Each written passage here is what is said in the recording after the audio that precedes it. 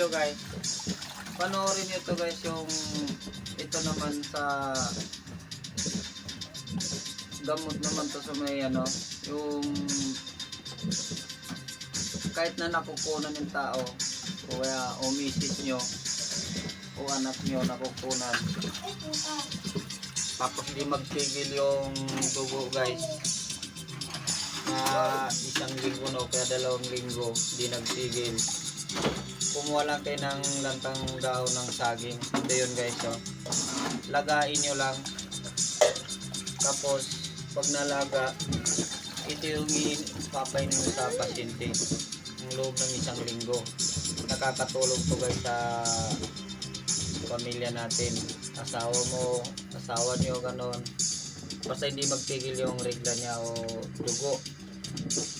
Ari, bagong panganak hindi nagtigil, pwede nyong kumuha kayo ng daong saging, lagta, tapos hugasan ng mabuti, lagain.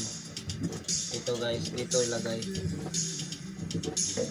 Ayan, pero malinis na siya guys, linisin nyo ng mabuti, hugasan.